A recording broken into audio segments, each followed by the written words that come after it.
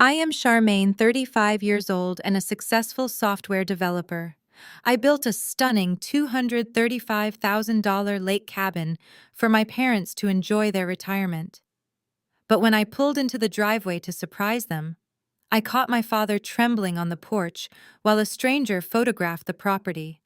He handed me a clipboard and said he was appraising the cabin for a $500,000 cash-out loan.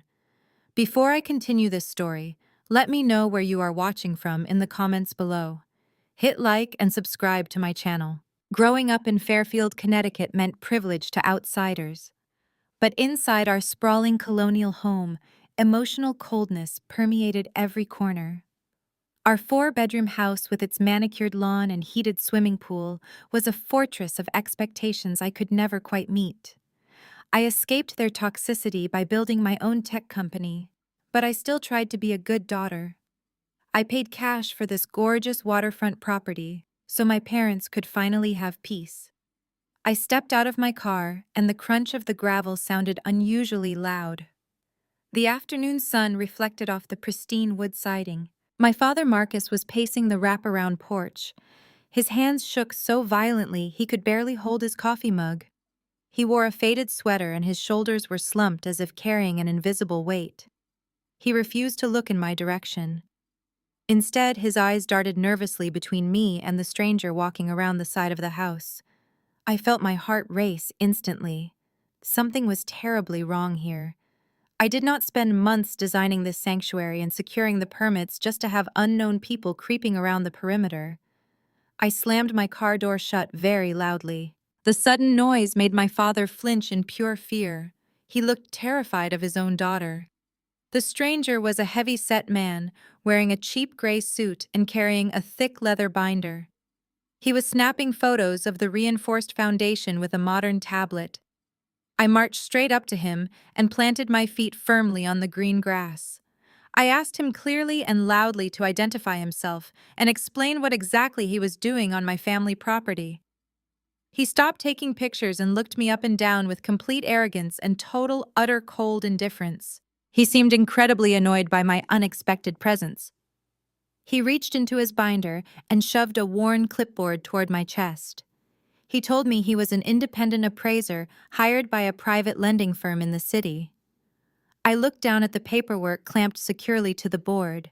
The bold black letters at the top indicated a massive cash-out mortgage application. He stated bluntly that the property was being assessed for a $500,000 loan right now. I stared at the dark ink on the page, trying to process the absolute absurdity of his awful words. The cabin was fully paid off by me alone. There was no mortgage anywhere on this property. I asked him forcefully who initiated the loan process. The appraiser tapped a fat, dirty finger on the bottom of the printed page. The names listed on the legal application were not my parents. They were my sister Chloe and her arrogant husband Bradley. I felt a sudden, intense rush of pure, white-hot anger. I handed the heavy clipboard back to the appraiser and told him to wait by his car immediately. I turned my full attention to my terrified old father. My dad was now clutching the wooden porch railing for physical support. I walked up the outdoor steps very slowly. Each heavy footfall echoed loudly in the quiet afternoon air. I stood directly in front of him and demanded to know what was going on. I asked him why a private lender was assessing the beautiful cabin I bought specifically for him and Mom. He kept his eyes glued firmly to the floorboards. He stuttered softly, unable to form a complete sentence. The heavy guilt rolling off him was absolutely suffocating. I pushed harder, demanding the full, real, honest truth. I reminded him that I paid $235,000 out of my own pocket to give them a completely debt-free home. He finally looked up at me, and his tired eyes were brimming with sad tears. He whispered quietly that he had absolutely no choice in the matter. He said Bradley needed fast capital for a massive new investment fund, and Mom insisted they sign the paperwork to help him out today. My father looked completely broken inside. He told me Bradley brought the legal papers over during breakfast and refused to ever leave the house. Bradley forced them to sign the deed over to him and Chloe. I felt a freezing cold knot form deep in my stomach. The beautiful cabin was supposed to be a peaceful retreat, not a free piggy bank for my entitled sister and her awful husband. Bradley was a corporate finance guy who constantly talked down to me because I was a successful woman in tech. He always acted like his financial knowledge was incredibly superior to everyone else around him. Now he was using my vulnerable parents as cheap pawns to secretly fund his very shady business ventures tomorrow. My father began to apologize repeatedly and pathetically. He said he tried to argue with Mom, but she viciously accused him of not supporting family. She told him that Bradley was a real businessman who could easily double their money. I realized right then that my parents had blindly given away the biggest gift I ever gave them. They happily handed it over to a terrible man who despised me. I did not scream at all. I did not cry. I took a deep breath and pulled my phone from my pocket to make a call that changes everything today. Before my thumb could even press the call button, the heavy, solid oak front door of the cabin swung completely open. Bradley stepped out onto the porch with a smug, arrogant smirk plastered across his perfectly tanned face. He was wearing expensive khaki shorts and a crisp pastel blue polo shirt with the collar popped up. In his right hand, he casually held an imported craft beer with condensation dripping down the glass bottle. He took a slow, deliberate sip and looked at me as if I were a mildly annoying delivery driver who had accidentally parked in his private driveway. He did not look like a man who had just stolen a $235,000 home from elderly parents. He looked entirely like a man who believed he was completely invincible. He leaned heavily against the wooden doorframe and let out a long, exaggerated sigh. He told me to calm down and stop making such a massive scene in front of the hired professional. He gestured casually toward the appraiser who was still lurking awkwardly near the driveway. Bradley used that sickeningly smooth corporate tone of voice that always made my skin crawl. He spoke to me slowly and clearly as if I lacked the basic intelligence to understand simple English. He said I needed to lower my voice because I was behaving entirely too emotionally. He actually used the word hysterical to describe my completely valid anger over his blatant theft. He took another sip of his beer and shook his head in mock disappointment. He stepped off the porch and walked halfway down the gravel path toward me. He pointed his cold, wet beer bottle right at my face. He said I simply did not understand how the modern world of high-level finance actually operated. He claimed that locking up hundreds of thousands of dollars in a dead asset like a retirement cabin was a complete waste of capital. According to his brilliant Wall Street brain, the property was just sitting there doing absolutely nothing to generate passive income. He mansplained the concept of leveraging assets to me for 5 agonizing minutes. He spoke about liquidity and return on investment as if he were delivering a keynote speech at an economic summit instead of justifying the financial abuse of my vulnerable elderly father. My dad flinched every time Bradley raised his voice. I stood completely still and let Bradley dig his grave deeper. I knew that interrupting a narcissist when they are gloating is a terrible tactical mistake. Finally, he dropped the ultimate bomb. He smiled widely, displaying his perfectly white veneered teeth. He proudly announced that my father had legally signed the property deed over to him and my sister Chloe at 8 a.m. exactly this very morning. He boasted that the ink was barely dry on the legal transfer documents. He claimed they did it willingly because they finally realized that his vision for the family wealth was vastly superior to mine. I asked him quietly what incredible vision required stealing a house he did not buy. Bradley puffed out his chest and declared he was launching a revolutionary new private hedge fund. He claimed this fund was going to completely disrupt the traditional financial sector. He said he had exclusive wealthy clients lined up around the block just begging to give him their money. But he needed $500,000 in immediate liquid collateral to secure the initial startup capital and satisfy the strict federal banking regulations. He looked at my beautiful cabin and called it the perfect stepping stone for his massive empire. He firmly believed he was entitled to use the exact house I bought with my own hard-earned money to fund his delusional corporate fantasies. He then turned his attention to my career. He laughed a short, bitter laugh and completely dismissed my years of hard work. He said building software and flipping a few pieces of luxury real estate made me nothing more than a glorified house flipper. He told me that writing code and picking out expensive granite countertops was cute, but it was not real business.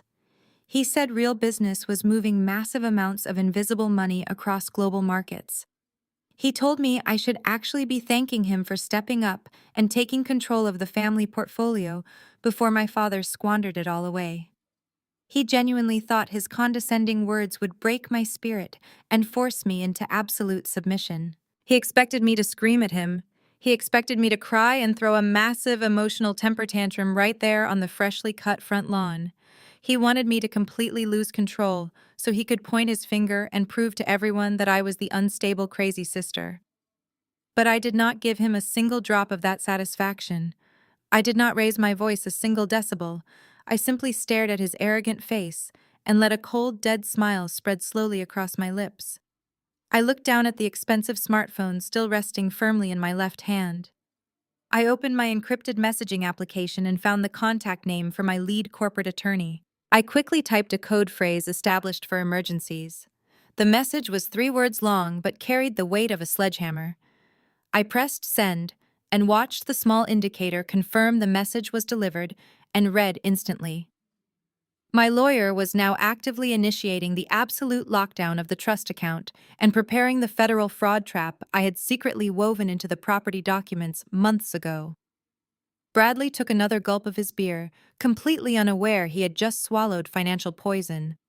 He smirked at me again and told me to get off his new property before he called the local police for criminal trespassing.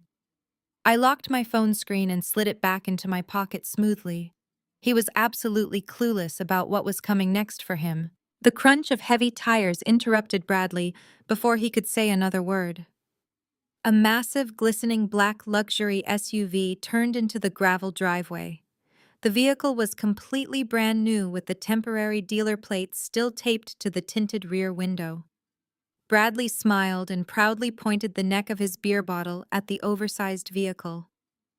He announced that his beautiful wife and mother-in-law had finally returned from their celebratory shopping spree. The heavy doors swung open and my mother Brenda stepped out of the passenger side.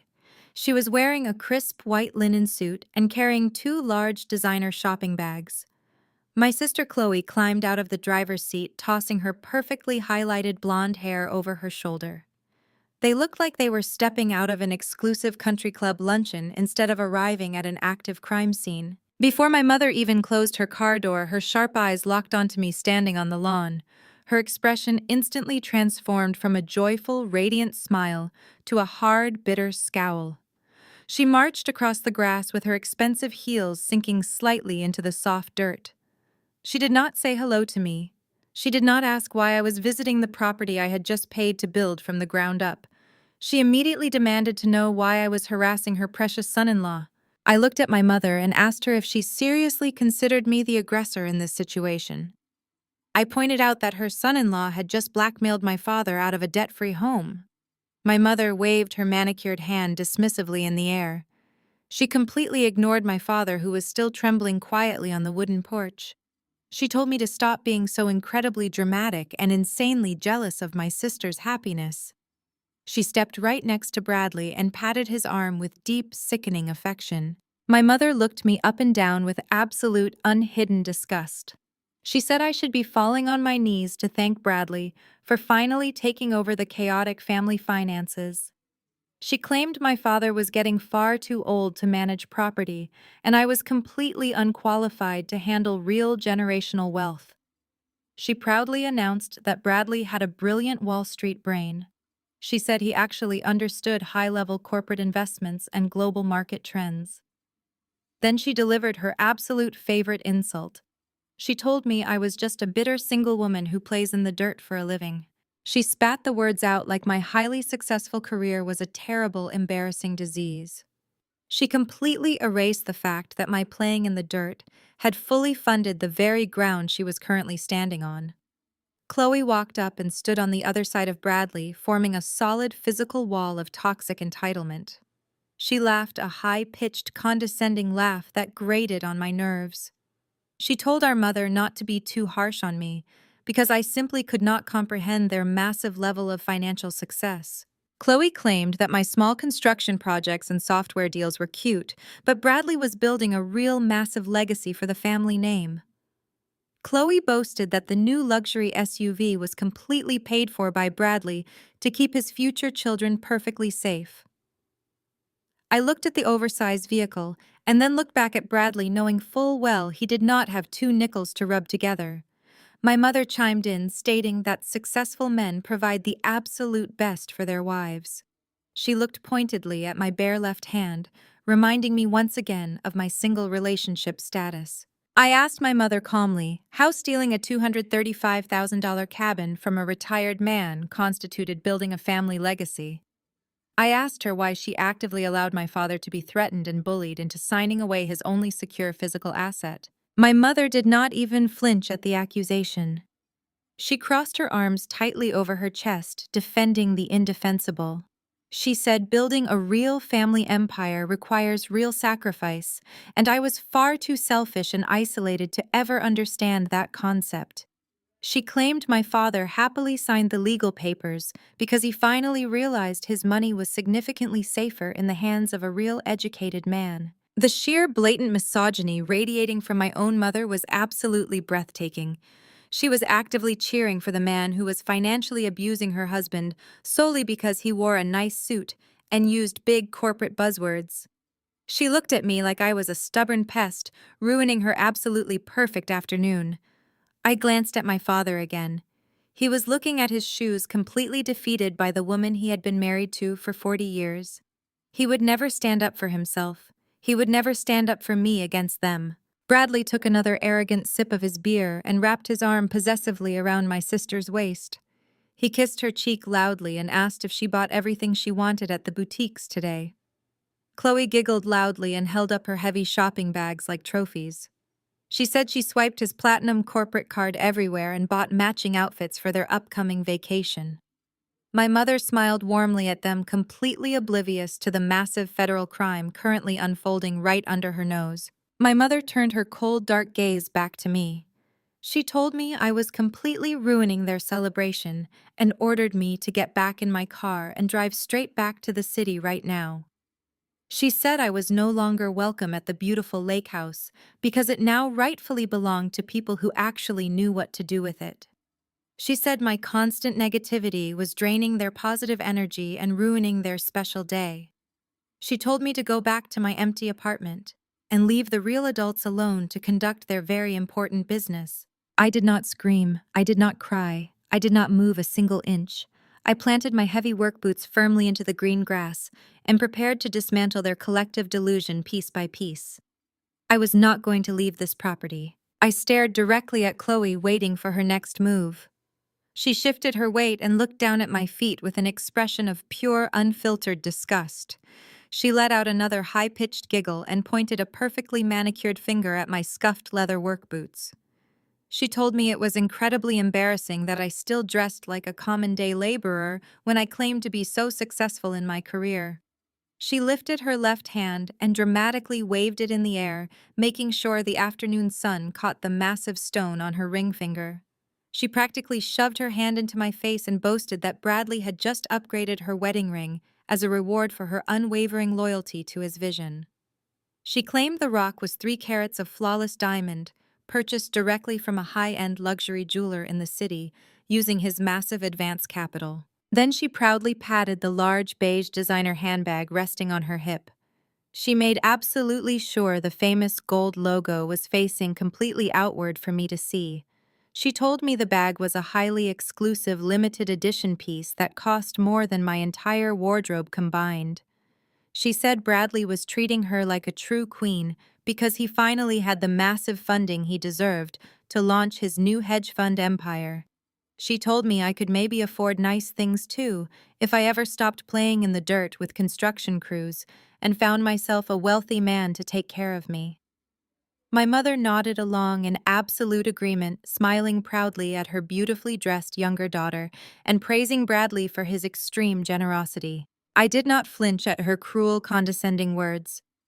I simply stepped one pace closer to my sister, closing the physical distance between us. I work in the luxury real estate market, and deal constantly with high net worth individuals every single day. I know exactly what real wealth looks like. I know the subtle difference between quiet luxury and loud, desperate imitations.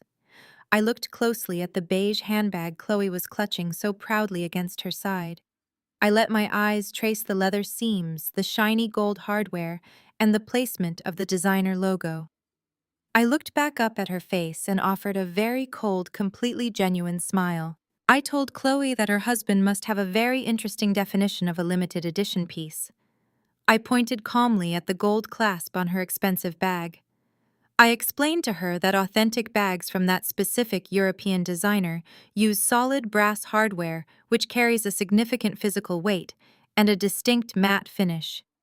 The hardware on her bag was incredibly shiny and distinctly lightweight, indicating cheap-plated plastic over a hollow core. I also pointed out the stitching along the leather handles. I noted that the luxury fashion house prides itself on hand-stitched precision with exactly 5 stitches per inch.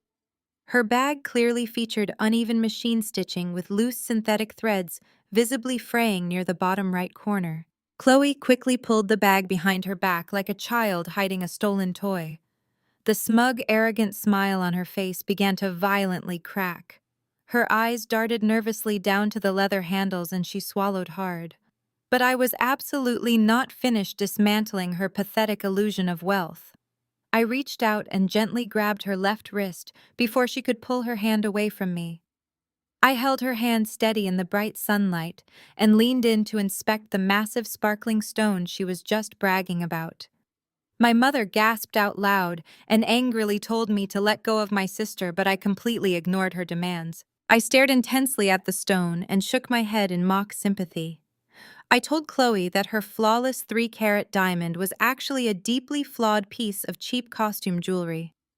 I explained that a real diamond refracts light in brilliant shades of gray and white. I pointed out that her stone was currently throwing off heavy rainbow colors, which is the absolute classic signature of a cheap cubic zirconia or a very low-grade moissanite. Furthermore, I told her to look closely at the exact center of the stone. Even without a professional magnifying loupe, anyone could clearly see a massive cloudy white inclusion right in the middle of the fake gem. I dropped her wrist and stepped back to give her space. I told her the ring was likely purchased from a discount pawn shop or a cheap mall kiosk. I asked her why a brilliant Wall Street finance genius with massive advance capital would buy his beloved wife a fake plastic ring and a counterfeit handbag. I asked her what kind of fake empire Bradley was actually building if he could not even afford real leather or a genuine stone. I watched her perfectly constructed reality begin to shatter right in front of my eyes. Panic instantly washed over my sister's face. Her flawless, confident facade crumbled into pure, terrifying doubt. She turned her head and looked frantically at Bradley. Her voice trembled slightly as she asked him if what I was saying was true. She held up her ring finger and stared at the sparkling stone with sudden intense suspicion. She asked him where he actually bought the jewelry and demanded to see the authenticity certificates he had firmly promised to give her. The absolute fear of being publicly humiliated and exposed as a fraud was eating her alive right there on the freshly cut grass. Bradley reacted with lightning speed to protect his fragile scam. He stepped smoothly between me and Chloe, completely blocking her from my view. He put his hands gently on her shoulders and began to deploy his masterful psychological manipulation. He used a soft, reassuring tone specifically designed to gaslight her back into absolute submission. He told her to stop listening to my toxic lies immediately. He said I was just a bitter, jealous woman trying to tear down their beautiful marriage because I was entirely alone and miserable in my own life. He laughed softly and used his slick corporate speak to confuse the situation. He told Chloe that my lack of experience with elite luxury assets made me completely ignorant about high-end custom pieces. He claimed the jewelry store had the certified appraisal documents securely on file, and he would gladly pull them up on his secure server later tonight to prove my complete insanity. He stroked her blonde hair and whispered that she was the most beautiful woman in the world, and I was just a sad, pathetic loser trying to make her feel bad to compensate for my own massive failures. Chloe desperately wanted to believe him. She needed to believe him to maintain her fragile sense of superiority over me. She took a deep, shaky breath and nodded her head eagerly, accepting his ridiculous lies. She turned back to glare at me with renewed, blinding hatred. She tucked her fake bag tightly under her arm and told me I was a horrible, jealous monster who could not stand to see anyone else succeed. My mother immediately chimed in, agreeing completely with Bradley. She yelled at me for trying to destroy her daughter's pure happiness with my vicious, calculated lies. They stood united in their ridiculous delusion, completely blinded by the cheap, shiny objects Bradley used to control them. They thought they had won the argument and successfully protected their fake, wealthy image from my attacks. They truly believed they had put me back in my place as the family scapegoat. But they had absolutely no idea that I was just getting started. I looked at the three of them standing proudly in front of the beautiful home I bought and paid for.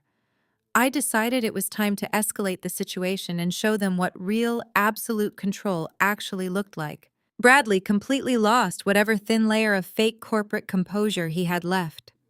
The veins in his neck bulged against his pastel collar. He loomed over me using his height and broad shoulders to create a physical barrier. He pointed his finger directly in my face so close I could smell the stale beer on his warm breath. He told me I had exactly 10 seconds to get off his property, or he was going to physically throw me into the lake himself. He raised his voice, hoping I would run away. My mother gasped and stepped back, but she did not tell him to stop threatening her daughter. Chloe stood safely behind his broad back, nodding along with a smug, satisfied grin returning to her face.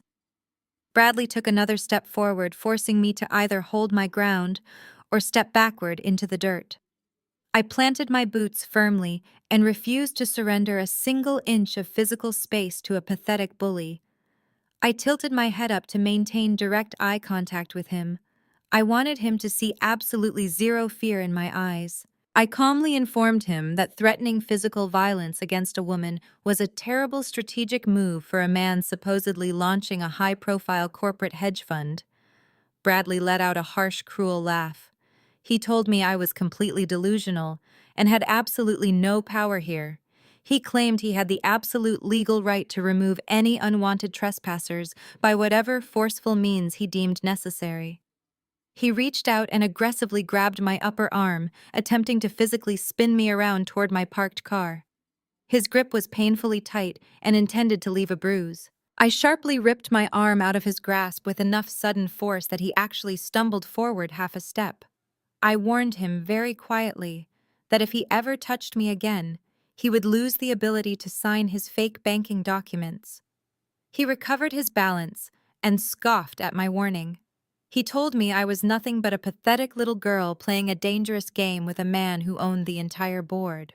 He yelled at me to get in my car and drive away before he called the local sheriff to drag me off his pristine driveway in iron handcuffs. I did not walk toward my car. I reached smoothly into the front pocket of my jacket and pulled out my smartphone. Bradley laughed again, assuming I was terrified and trying to call the police to save me. He mocked me openly, asking if I was calling for backup because I was too weak to handle real adult conflict. He told my mother and sister to watch as the arrogant software developer finally ran away crying. But I was not dialing the local police. I was opening the highly encrypted administrative application that I had personally designed and coded specifically for this waterfront property. When I spent $235,000 building this cabin, I did not just install expensive wood floors and granite countertops. I transformed the entire structure into a state-of-the-art smart home fortress. I integrated military-grade security protocols into the very foundation and electrical wiring of the house. I looked Bradley dead in the eyes and smiled a very cold, calculating smile. I told him he made a massive fundamental error when he decided to steal a house built by a tech developer. He looked confused for a brief second. Before he could process my words, I tapped the bright red lockdown icon glowing on my phone screen. Instantly, a loud, piercing electronic chime echoed from the hidden speakers mounted along the wraparound porch. The sound was sharp and commanding, cutting right through the quiet afternoon air. The heavy steel-reinforced storm shutters hidden seamlessly beneath the roofline suddenly activated. With a deep mechanical hum, Thick metal panels began sliding rapidly down over the massive custom glass windows. The bright sunlight reflecting off the living room glass was instantly entirely eclipsed by solid black steel. Bradley spun around in absolute shock, watching the beautiful cabin transform into an impenetrable metal box right before his very eyes. The mechanical hum was immediately followed by a series of loud, heavy metallic clunks, echoing from every single doorframe on the property. The advanced electronic deadbolts violently slammed into their steel strike plates, locking with absolute finality. The front door, the back patio sliders, and the garage entry were all completely secured simultaneously. The entire perimeter was locked down tight in less than 10 seconds. The property was now completely sealed off from the outside world and utterly inaccessible without my direct biometric authorization. I had just turned his stolen asset into a massive, unyielding prison. My mother let out a terrified shriek as the heavy metal shutters slammed down, hitting the porch deck with a massive, booming thud. Chloe grabbed Bradley's arm in pure panic, asking him what was happening to their new house. Bradley was completely speechless. His jaw dropped open as he stared at the impenetrable steel walls surrounding the cabin. He rushed wildly up the wooden porch steps and grabbed the heavy brass handle of the front door. He yanked on it with all of his physical strength, but the door did not budge a single millimeter. He slowly turned around to face me standing on the lawn. His face was pale and his eyes were wide with genuine confusion and rising fear. He finally realized he had no actual power or control over the environment he claimed to own. I casually slid my phone back into my jacket pocket and slowly walked up the gravel path toward the porch. I looked at them trembling slightly in the dark shadows cast by the heavy steel shutters. I offered them one final cold smile. I told them very clearly that no one leaves this property until we have a real family meeting. The heavy silence in the darkened living room was absolute.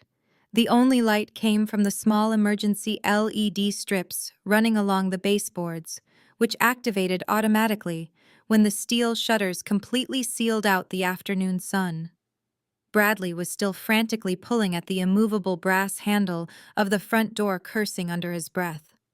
My mother was clutching her expensive linen suit, looking around the enclosed space like a trapped animal. Chloe stood perfectly still, her fake diamond ring no longer catching any sunlight in the dim shadows. I ignored all three of them and walked slowly across the wide plank oak flooring directly toward my father. He had moved away from the porch windows and was now sitting heavily on the edge of the large leather sofa. His hands were clasped tightly between his knees and his head hung low.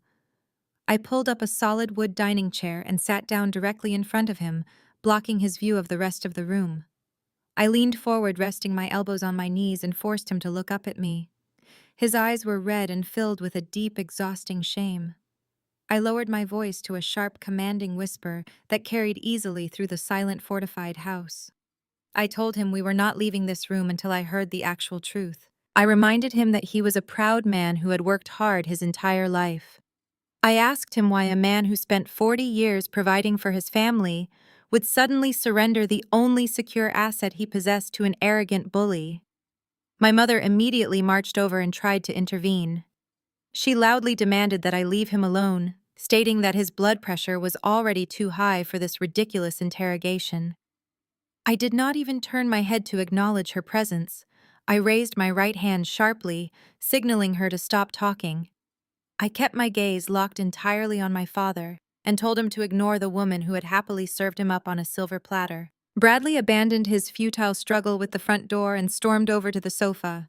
He stood aggressively behind my mother, crossing his arms over his chest. He tried to project absolute authority, telling me that the family meeting was officially over and ordering me to unlock the security system immediately. He threatened to smash the windows with a heavy lamp if I did not comply. I casually informed him that the glass was heavily reinforced polycarbonate, designed to withstand Category 5 hurricane debris. I told him he was welcome to break his own wrists trying to shatter it, but the house was not opening. I turned my attention completely back to my father. I asked him directly what Bradley was holding over his head.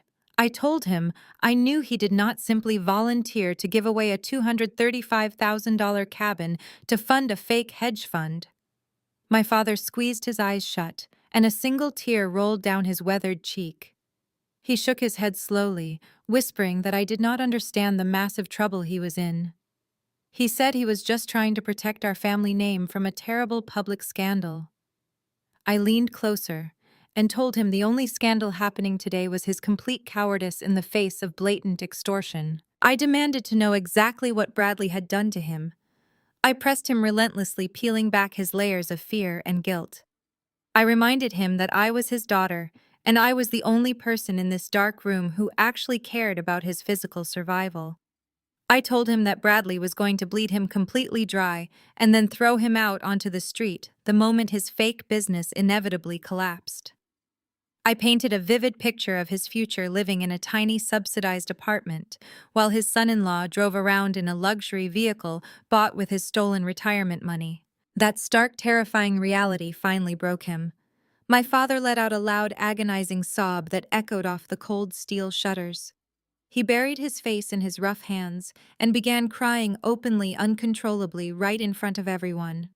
Between heavy, gasping breaths, the dark, ugly truth finally spilled out into the open air. He confessed that Bradley never actually asked him for the lake house. Bradley had ruthlessly blackmailed him for it. My mother gasped loudly, stepping back in genuine shock while Chloe stared at her husband with sudden, wide-eyed confusion. My father explained that late last year, Bradley had approached him with a small stack of highly complicated corporate documents. Bradley claimed he needed my father to act as a temporary consultant for his limited liability company just to secure a small routine business loan. My father trusted him blindly because my mother constantly praised Bradley's brilliant financial mind. He signed every single page right where Bradley pointed without hiring a lawyer to read the fine print. It turned out those papers were deeply fraudulent tax documents specifically designed to hide massive amounts of Bradley's missing corporate capital. Bradley had successfully tied my innocent father to his own illegal financial activities. Last week, Bradley came to my parents' house and revealed the terrible trap. He told my father that federal IRS agents were starting to heavily audit his failing company. Bradley threatened to hand over the fraudulent documents directly to the federal investigators and completely frame my father for the massive tax evasion. He coldly told my dad he would surely die in a freezing cold federal prison cell unless he immediately signed over the permanent deed to the beautiful lake house.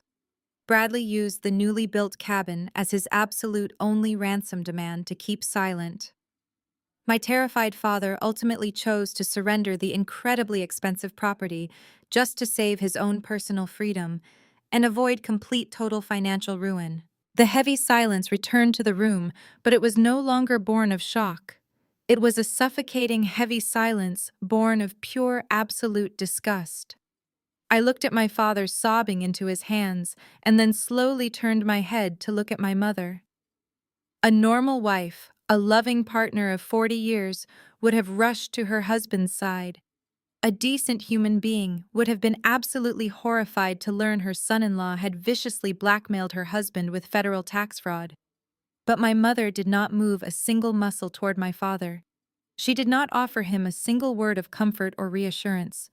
Instead, she stood perfectly straight, smoothed out the wrinkles in her pristine white linen jacket, and let out a long, exasperated sigh. She looked down at my weeping father with an expression of profound irritation. She told him to stop crying like a weak, pathetic child. She actually rolled her eyes and claimed he was completely exaggerating the entire situation. I stared at her in utter disbelief as she calmly began to justify the horrific extortion we had just uncovered. She stated very matter-of-factly that Bradley was an aggressive, high-level businessman, and sometimes aggressive business required utilizing leverage to get things done. She casually dismissed the fraudulent tax documents as a minor misunderstanding that my father was simply too old and senile to properly comprehend. She said his aging mind was clearly playing tricks on him and making him paranoid over standard corporate practices. I asked her point blank if she was seriously defending a man who just threatened to send her husband to a federal penitentiary. My mother did not even blink. She raised her chin defensively and told me that I needed to look at the bigger picture. She said our family had worked incredibly hard to pull ourselves up into a respectable social class. She pointed a manicured finger at Bradley and proudly declared that having a successful white son-in-law working in elite finance elevated our entire family standing in the community. She said Bradley gave us direct access to country clubs and exclusive social circles we could never have entered on our own. She actually said out loud that sacrificing one simple lake cabin was an incredibly small price to pay to ensure Chloe remained married to a man of his high caliber. Her words hung in the stale air of the locked living room, completely toxic and utterly devastating. She was happily trading my father's physical freedom and my hard-earned money just to maintain her pathetic illusion of high society prestige. She looked at Chloe, who was standing nervously behind Bradley, and smiled a warm, encouraging smile. She told my sister not to worry about any of this unpleasantness. She validated Chloe's fake lifestyle by insisting that a beautiful woman deserved to be kept in absolute luxury, and it was the family duty to support that luxury by any means necessary. My mother had completely sold her soul and her husband's safety for country club memberships and designer handbags. Then she turned her dark, furious gaze entirely back on me. Her voice grew harsh and venomous. She told me I was the real villain in this room. She accused me of being a deeply selfish and bitter woman who was purposely trying to sabotage my sister's perfect marriage out of pure spite. She said I was hoarding my tech industry wealth while my own family struggled to build a real legacy. She demanded to know why I could not just happily let Bradley use the property I bought. She claimed I had plenty of money and losing one little house would not affect my life at all. She screamed that a good daughter would be proud to help her sister climb the social ladder instead of locking everyone in a dark room like a violent psychotic dictator. She stood there, panting slightly from her vicious tirade, fully expecting me to shrink back and apologize. She expected the decades of emotional manipulation and deep childhood conditioning to finally kick in and force me to submit to her authority. But as I sat there listening to her defend a criminal while stepping on the throat of her weeping husband, something inside me completely shifted. The heavy, burdensome, invisible chain of daughterly obligation that I had dragged around my entire life suddenly snapped. The desperate, lingering childhood hope that my mother might one day love me or protect me simply evaporated into absolute nothingness. I did not feel angry anymore. I did not feel sad or betrayed. I felt a sudden, overwhelming sense of absolute freezing cold clarity. I looked at the woman who had birthed me and realized she was a complete stranger. She was a hollow, empty vessel fueled entirely by vanity and toxic social climbing. I realized in that exact moment that I owed her absolutely nothing. I owed her no respect, no financial support, and no future relationship. Her ultimate betrayal of my father was the final missing puzzle piece I needed to truly see her for the vicious monster she truly was. I slowly stood up from the wooden dining chair and looked down at her with complete emotional detachment. I did not raise my voice or show a single ounce of human emotion. I calmly told her that she had just made her final, ultimate choice. I told her she had consciously chosen a fake plastic life over her own blood, and she would now have to live with the devastating consequences of that miserable, selfish choice. I informed her that she was no longer my mother. The word family had just been permanently redefined in my vocabulary, and she was completely excluded from the new definition. She scoffed and crossed her arms, pretending my heavy words did not pierce her cold, hardened heart. But her shifting eyes betrayed a sudden, deep, flickering fear inside her. I turned my back on my mother, leaving her to marinate in the uncomfortable silence of her own making. I walked over to the massive smart television mounted on the custom stone fireplace.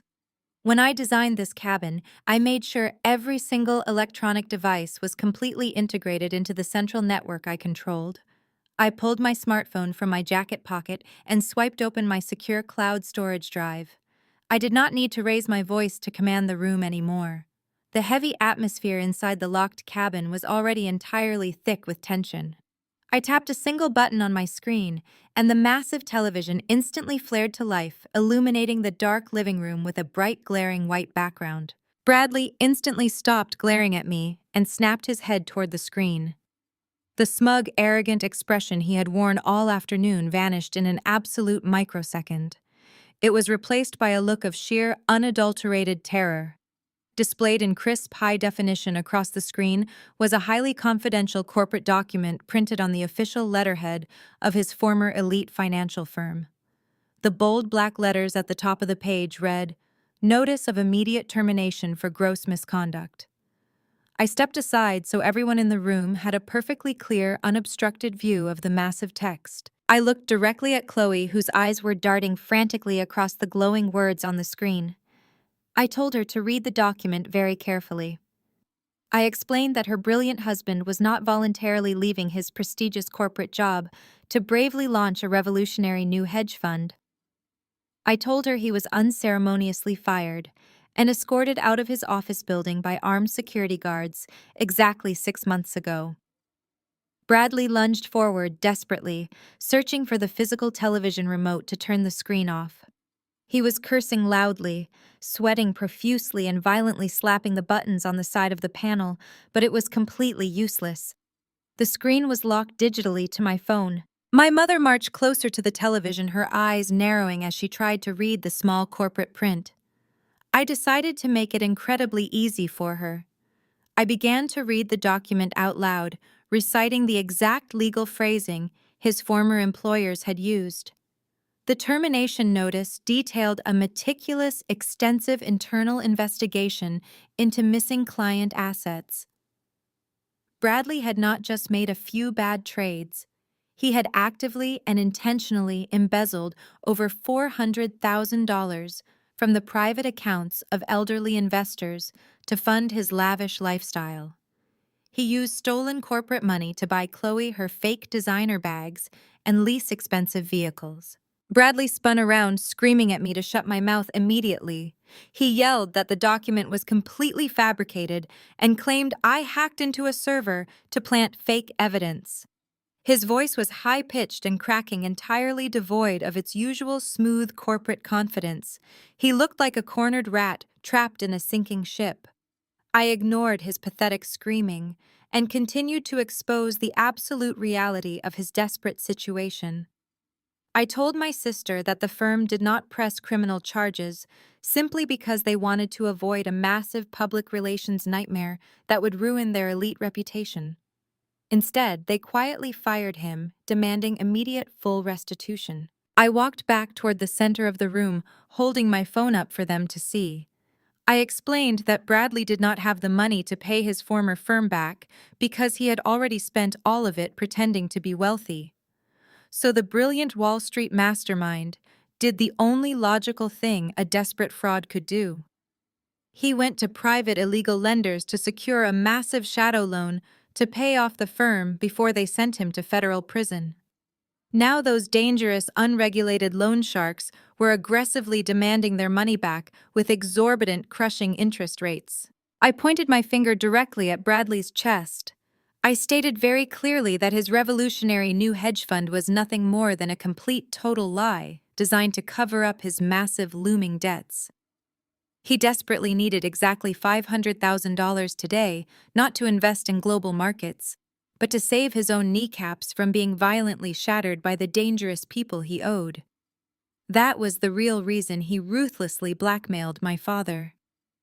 That was the real reason he needed to steal a debt-free cabin. He was drowning in a deep ocean of debt, and happily using my family as a human shield. Chloe staggered backward as if she had been physically struck by my words. She bumped into the leather sofa and collapsed onto the cushions right next to my weeping father. She looked at her husband with wide, terrified eyes, begging him to tell her it was all a lie. She asked him where their money was actually coming from if he had been unemployed for the past 6 months. Bradley could not even look his wife in the eyes. He stared at the floor, breathing heavily, his pastel polo shirt now completely soaked in nervous sweat. His absolute silence was the most damning confession he could ever make in this room. My mother was also completely silent. The woman who just a few short minutes ago loudly praised his brilliant financial mind now stared at the television screen in absolute horror. The beautiful, flawless social climbing narrative she had built around her perfect son-in-law was rapidly crumbling into dust right before her eyes. The wealthy white finance king she worshipped was actually a desperate broke criminal dragging her entire family into a dangerous underworld of illegal debt. I stood firmly in the middle of the room, watching the heavy realization sink into their incredibly stubborn minds. Their perfect illusion was permanently shattered, and they were finally forced to live in the harsh, glaring light of the absolute truth today. This was the brutal reality they could not escape. The heavy silence in the room was broken by a sharp, desperate sob from my sister. Chloe brought her hands to her face, smearing her expensive makeup as she shook her head back and forth. She stared at the glowing television screen like it was a terrifying monster ready to devour her life. She turned her tear-streaked face to Bradley and begged him to say something. She pleaded with him to produce a brilliant corporate explanation that would make this terrible nightmare completely disappear.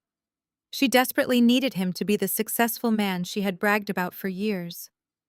Her identity was entirely wrapped up in being the beautiful, rich wife of a Wall Street genius.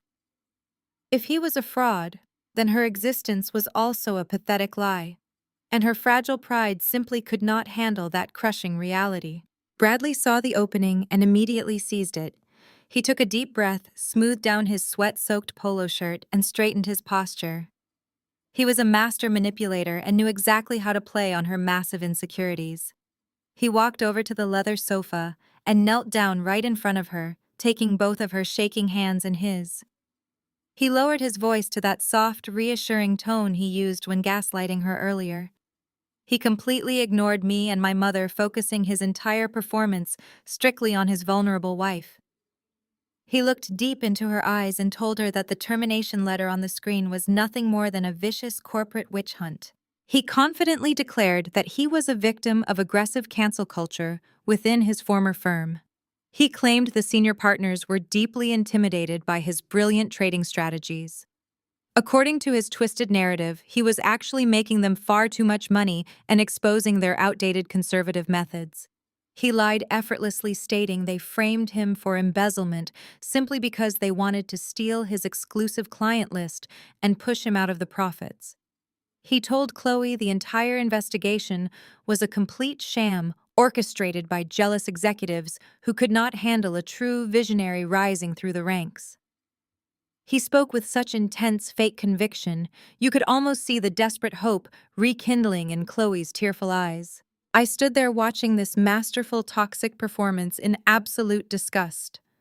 I started to speak up to point out the absolute insanity of his lies, but Chloe shot her hand out toward me. She screamed at me to shut up and let her husband finish speaking. She was actively choosing to dive back into the comforting delusion because the cold, hard truth was just too painful for her fragile ego to endure. Bradley smiled a warm, gentle smile and gently squeezed her hands. He told her she was the only person in the entire world who truly understood his brilliant vision. He kissed her knuckles and promised her that this temporary setback was actually the greatest opportunity of their entire lives. He quickly pivoted back to the $500,000 loan, using his slick corporate buzzwords to build a brand new fantasy. He told her that securing this private capital today was the final crucial step in his massive master plan. He claimed he had exclusive insider access to a highly confidential tech startup that was about to go public next week. He promised her that if they pushed this mortgage paperwork through today, he would absolutely double their net worth by the end of the month. He painted a vivid picture of them buying a massive penthouse in the city, taking private jets to exotic islands, and completely crushing all the jealous people who ever doubted his genius. He specifically pointed at me when he mentioned the jealous people. He told Chloe that my interference today was just a pathetic attempt to keep them from achieving ultimate absolute wealth. He claimed I was terrified that they were about to become significantly richer and more powerful than I could ever dream of being. He whispered that I was trying to steal their massive future by locking them in this dark room and showing them fake, manipulated documents. Chloe absorbed every single toxic word like a dying plant soaking up water. The fear slowly drained from her face, replaced by a fierce, stubborn, desperate pride. She wiped the smeared mascara from her cheeks and sat up perfectly straight on the sofa. She looked at her fake diamond ring and then looked directly at me with a gaze full of pure, blinding hatred. She made her ultimate tragic choice right then and there. She chose the comforting lie over the devastating truth. She chose the arrogant scammer over her own sister, who had just proven his massive deception. Chloe stood up and wrapped her arms tightly around Bradley's neck, burying her face in his shoulder. She loudly declared that she believed her husband completely and entirely. She turned to me and spat out that I was a horrible, jealous monster for trying to destroy her beautiful family. She said Bradley was a brilliant, misunderstood genius, and I was just a sad, lonely woman trying to tear him down because I had absolutely nothing else going for me in my pathetic, empty life. She demanded that I unlock the security shutters immediately so the private lender could come inside and finish the paperwork. She loudly proclaimed that they were going to sign the mortgage, take the massive loan, and build an empire that would make my tech company look like a joke. She ignored our father, who was still weeping silently on the edge of the sofa. She ignored our mother, who was staring blankly at the television screen in profound, shell-shocked silence. Chloe had firmly anchored her entire sinking ship to Bradley's massive stone of debt and lies. She stood proudly next to her criminal husband, ready to march straight off a financial cliff just to prove me wrong. The sudden piercing buzz of the smart home intercom system shattered the heavy silence in the room. The loud electronic chime echoed aggressively off the locked steel shutters, making my mother physically jump out of her expensive linen suit. My smartphone vibrated heavily in my palm, indicating an urgent notification from the exterior doorbell camera. I looked down at the high-definition video feed displayed on my bright screen. Standing on the front porch was the same heavy-set appraiser I had confronted in the driveway earlier. But he was no longer alone. Standing directly behind him were two other men who absolutely did not look like traditional corporate banking professionals. One man was thin, pale, and visibly nervous, clutching a scuffed leather briefcase tightly against his chest like a physical shield. He had the unmistakable anxious energy of a desperate notary public who was perfectly willing to look the other way for a quick, illegal cash bribe. The other man was entirely different. He was tall with extremely broad shoulders, wearing a dark tailored suit that completely failed to hide his thick, muscular build. He had a cold, dead expression on his face and a thick, pale scar running aggressively along his jawline. He looked exactly like a ruthless shadow lender who collected his massive debts with physical violence rather than polite legal notices. Bradley saw the live video feed over my shoulder, and his eyes lit up with wild, desperate excitement. He pointed a shaking finger at my phone screen and practically screamed at me to open the front door right now. He proudly announced to his terrified wife and my foolish mother that his private financial backers had finally arrived to finalize the massive hedge fund capital. He aggressively demanded that I lift the security lockdown immediately so he could conduct his highly important business and secure his massive fortune. I looked at my sister, who was still clinging desperately to his arm, choosing her fake diamond ring over the cold, hard truth.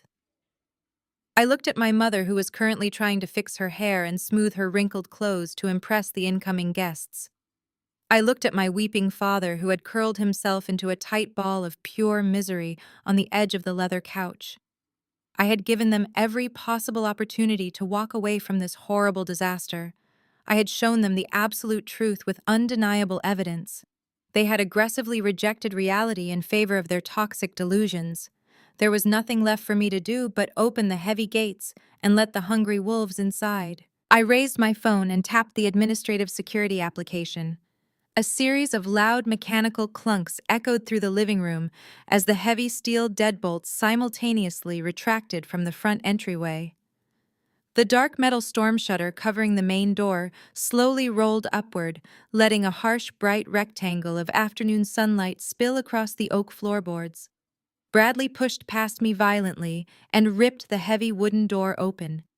He slapped a fake enthusiastic smile across his sweating face and loudly welcomed the severe men inside, stretching out his right hand for a professional corporate greeting. The tall man with the scar completely ignored Bradley's outstretched hand.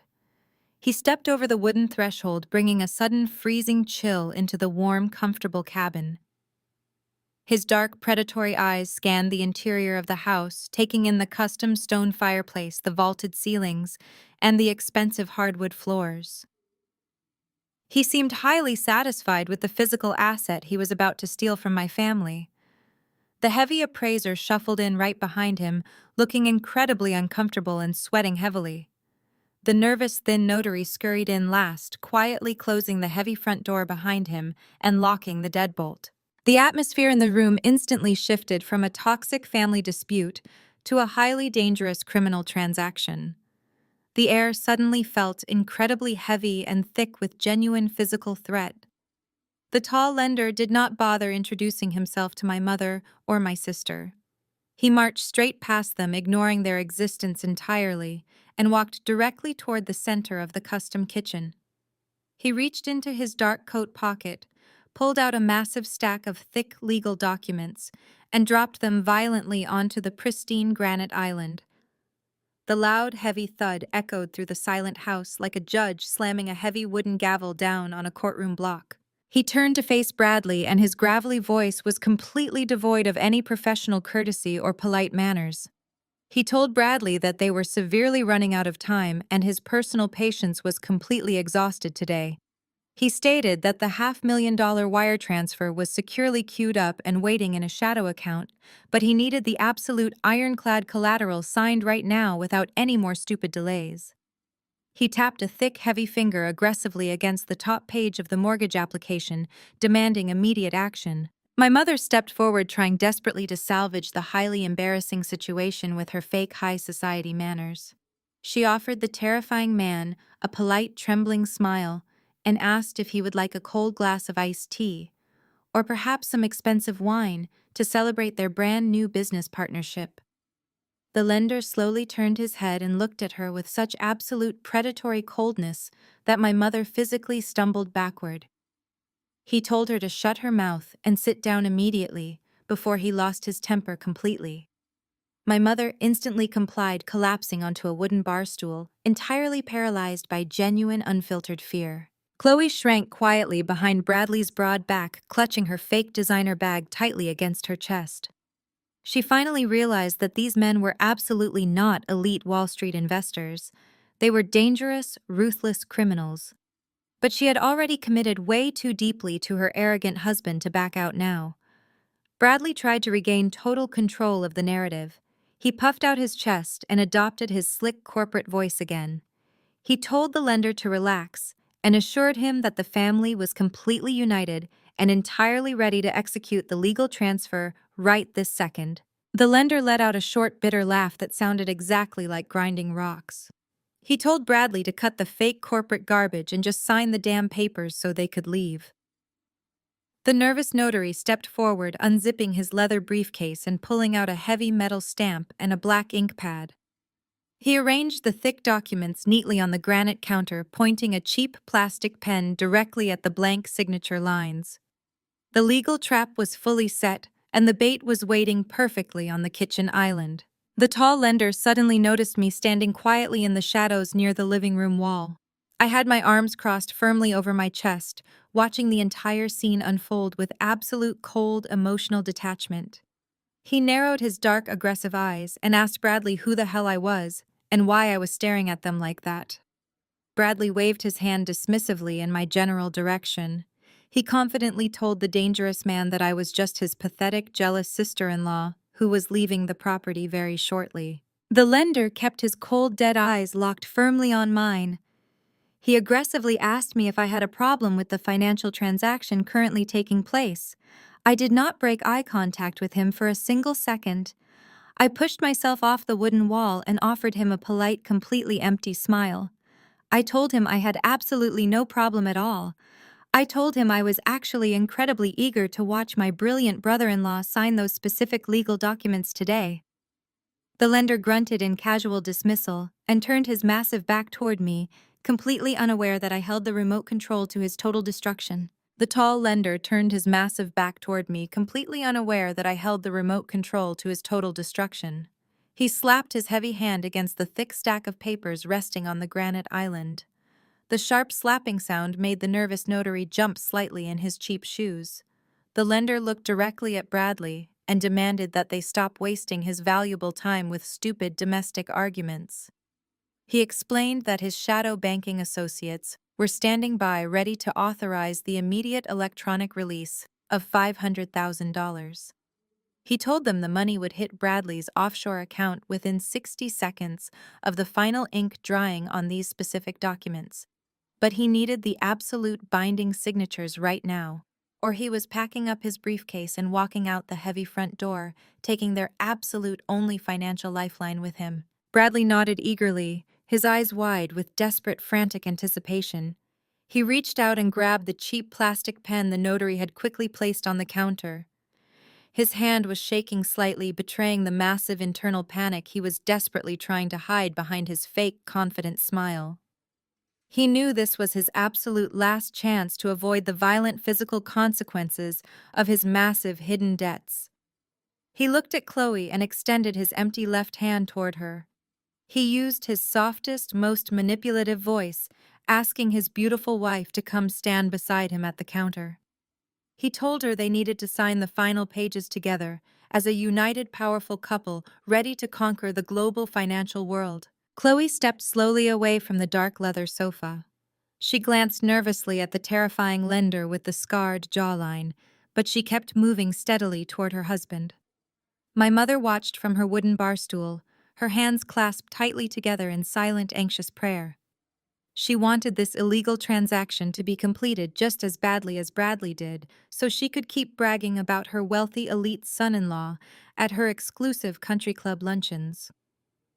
My father remained completely paralyzed on the couch, too broken and terrified to even lift his heavy head and stop his youngest daughter from throwing her entire life away. As Chloe reached the polished kitchen island and slowly reached out to take the pen from Bradley, I finally moved from my spot. I pushed myself off the wooden wall and took 3 deliberate heavy steps forward, placing myself directly across the granite counter from my sister. The tall lender growled deep in his throat, severely annoyed by another unnecessary interruption, but I did not look at him at all. I locked my eyes entirely on Chloe. I dropped the polite, empty smile I had been wearing since they arrived. My face became completely serious, and my voice was cold, clear, and entirely devoid of any traditional sisterly warmth. I told her to put the plastic pen down right now. I looked directly into her eyes and delivered my final absolute warning. I told her that if she signed her name on those specific legal documents, there was absolutely no going back for her ever. I explained that she was not just signing a simple loan agreement to help her arrogant husband launch a fake business venture. I stated very clearly that she would be knowingly committing a massive federal crime. I told her that tying her legal identity to a fraudulent mortgage application, secured by stolen extorted assets, carried a mandatory minimum sentence in a federal penitentiary. I told her that her fake designer bags and cheap cubic zirconia rings would absolutely not protect her from the severe, brutal reality of the federal justice system. Bradley let out a loud, obnoxious laugh that completely shattered the heavy tension in the kitchen. He threw his head back and actually clapped his hands together, loudly mocking my serious legal warning. He looked at the dangerous lender and rolled his eyes, pretending that my completely accurate legal assessment was just a pathetic, hilarious joke. He pointed his finger straight at my face and called me a sad, jealous loser. He told everyone in the room that I was so deeply envious of their perfect marriage and their massive upcoming wealth that I was resorting to desperate, pathetic scare tactics to ruin their special celebratory moment. He stepped closer to Chloe and wrapped his heavy arm tightly around her shoulders, pulling her firmly against his side to establish total physical control. He kissed her blonde hair and whispered loudly enough for everyone to hear that I was just a bitter, lonely woman who played in the dirt for a living. He told her I could not stand the absolute fact that she had found a brilliant, successful man to provide her with absolute luxury, while I was destined to die alone in an empty city apartment. He used every single one of her deep-seated childhood insecurities against her, weaponizing the exact toxic family dynamic my mother had spent decades carefully building. He told Chloe that signing the paper was her ultimate victory over my lifelong jealousy. The tall lender slammed his massive fist against the granite counter, demanding they stop the ridiculous family drama and sign the damn papers immediately. The loud booming noise made everyone flinch except me. I kept my eyes locked firmly on my sister, waiting to see if a single shred of logic or basic self-preservation existed beneath her shallow, vain exterior. I had laid the absolute truth right out in front of her face. I had completely exposed her husband's massive corporate fraud and clearly explained the terrifying legal consequences of his desperate actions. I had given her a clear, open door to walk away from the criminal disaster waiting on the kitchen island. Chloe looked down at the thick stack of legal documents resting on the polished stone surface. She looked at the blank signature lines waiting for her specific name. She looked at the nervous, thin notary clutching his black ink pad with sweaty, shaking hands. Then she looked up and met my cold, steady, unwavering gaze. Her eyes were no longer filled with fear or confusion or doubt. They were filled with absolute arrogant defiance and deep-seated resentment.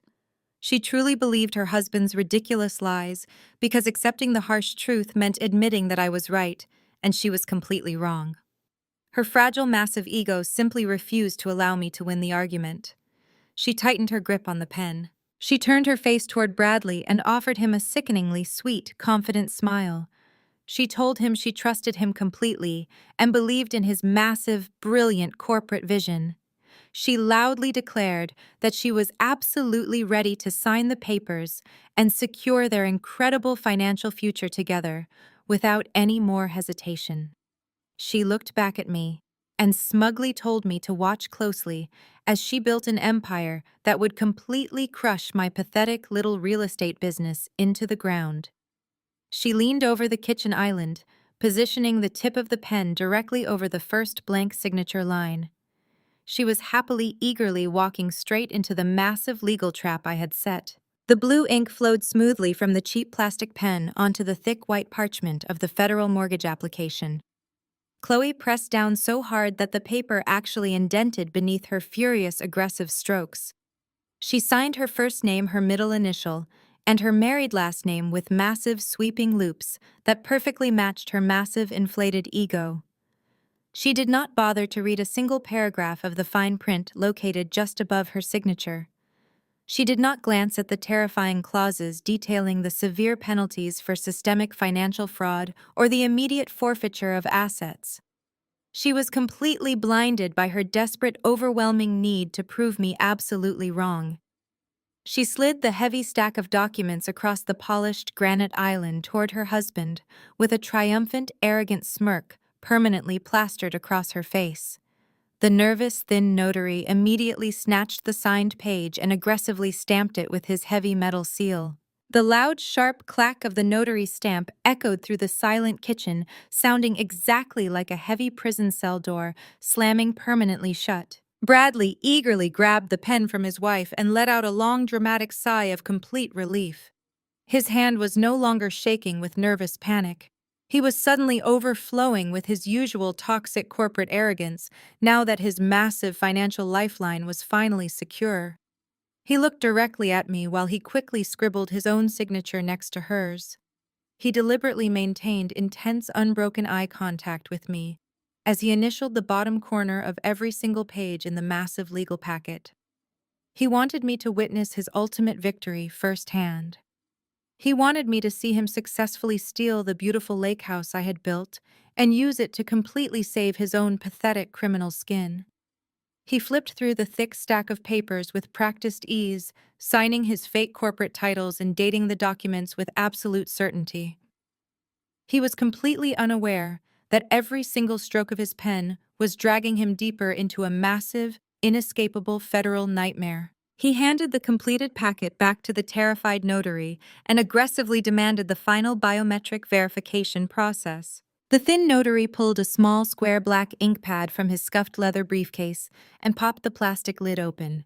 He instructed Chloe to press her right thumb firmly into the dark ink and then roll it carefully onto the designated square at the very bottom of the final legal affidavit. Chloe complied without a single moment of hesitation. She pressed her delicate thumb into the cold, wet ink and stained her skin permanently. She rolled her print onto the crisp white paper leaving an undeniable biological record of her willing participation in this massive financial conspiracy. Bradley eagerly followed her lead. He jammed his heavy thumb into the ink pad and practically slammed it down onto the legal document. He wiped the dark black residue casually onto a kitchen towel and let out a loud, victorious laugh. The physical biometric evidence was now completely locked in. They could never claim they were tricked or coerced or unaware of the legal documents they had just executed. They had willingly, joyfully handed over their biological confirmation. The tall, terrifying lender stepped forward and snatched the completed paperwork out of the nervous notary's shaking hands. He did not say a single word as he meticulously reviewed every single signature, every single initial, and both of the dark thumbprints. His cold, dead eyes scanned the legal jargon, ensuring that his dangerous shadow banking associates had absolute legal claim over the expensive property. He flipped to the property deed section and verified that the names perfectly matched the signatures provided. The suffocating tension in the room was so thick it was physically hard to breathe. My mother held her breath, clutching her linen jacket tightly, while my father remained completely silent on the leather sofa. Bradley bounced slightly on his heels, completely unable to contain his massive, desperate excitement. After 2 agonizing minutes, the tall lender finally gave a short, sharp nod of total satisfaction. He folded the thick legal packet carefully and slid it deep into the inside pocket of his dark tailored suit jacket. He had exactly what he came for today. The tall lender reached into his other pocket and pulled out a small, cheap, disposable burner phone. He did not bother using a smart device that could be easily tracked by federal authorities. He dialed a short sequence of numbers and lifted the small plastic device to his ear. The room was so incredibly quiet that I could actually hear the faint ringing tone echoing from the tiny speaker. Someone answered on the other end of the line with a sharp, indistinct bark. The lender spoke in a low, gravelly whisper that carried a heavy undercurrent of absolute menace. He confirmed that the total asset collateral was fully secured and the biometric signatures were properly verified. He issued a direct aggressive command to immediately release the held funds into the designated offshore account. He snapped the cheap burner phone shut and shoved it back into his pocket. He looked directly at Bradley and offered a very small, terrifying smile that did not reach his cold, dead eyes. He announced loudly that the massive transaction was completely finalized and the money was officially in motion. Less than 10 seconds later, a loud, sharp ping echoed from the expensive smartphone resting in Bradley's front pocket. Bradley practically ripped the device out of his pants and frantically swiped the screen open. He opened his encrypted offshore banking application and stared at the glowing digital numbers with wide, maniacal eyes. A massive sudden gasp of pure, unfiltered joy escaped his lips. He spun around and grabbed Chloe by the waist, lifting her entirely off the hardwood floor and spinning her around the kitchen island. He screamed at the top of his lungs that the $500,000 had officially cleared the international wire transfer and landed safely in his private account. Chloe shrieked with absolute delight, throwing her arms around his neck and kissing his cheek repeatedly. They were celebrating their incredible massive victory, completely oblivious to the cold, hard reality that they had just stolen $500,000 from dangerous, violent criminals, using an absolutely worthless piece of paper as their only collateral. My mother immediately burst into loud, dramatic tears of absolute joy. She clapped her hands together and rushed toward the kitchen island, completely forgetting her previous terror of the tall, scarred lender. She threw her arms around Bradley and loudly thanked God that her brilliant son-in-law had successfully saved the family legacy. She praised his incredible business acumen and told Chloe how incredibly lucky she was to be married to such a powerful, successful man. She looked over her shoulder and shot me a look of pure, absolute venom. She completely believed that my pathetic attempts to ruin their beautiful day had utterly failed. She believed that they had won the war and I was permanently defeated. I stood perfectly still near the wall, watching them celebrate their massive federal crime with wild, reckless abandon. I did not show an ounce of anger or frustration. I simply folded my arms across my chest and waited patiently. The trap was now fully armed and completely inescapable. Let the real game begin right now today. The tall, terrifying lender turned around without another word and walked straight out the front door, followed closely by his sweating, nervous notary. The heavy steel deadbolt clicked shut behind them, leaving us alone in the massive cabin.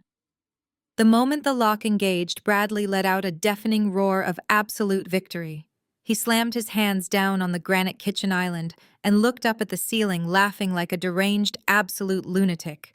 He turned his attention directly to me, dropping all pretense of corporate professionalism. He walked over to where I was standing against the wall and got so close I could see the dark, dilated pupils in his eyes. He told me I was the most pathetic loser he had ever met in his entire life. He bragged that he had just secured $500,000 in liquid cash, using a property he did not pay a single dime to build. He told me he was a financial god, and I was just a sad little ant he could easily crush beneath his expensive leather shoes. He said my desperate attempt to scare them with federal prison threats was the most hilarious, pathetic thing he had ever witnessed. Chloe walked up right behind him, wrapping her arms around his waist and resting her chin proudly on his broad shoulder. She looked at me with an expression of pure, vicious triumph. She told me I should really take notes from her brilliant husband if I ever wanted to stop being a miserable, lonely spinster. She claimed my entire life was a massive failure because I spent all my time working with dirty construction crews instead of securing a high-value man to fund my existence. She looked around the beautiful custom kitchen I had designed and laughed out loud. She said the cabin was actually quite ugly and completely outdated. She loudly announced that they were going to use a portion of their new massive hedge fund capital to completely gut the entire house next week.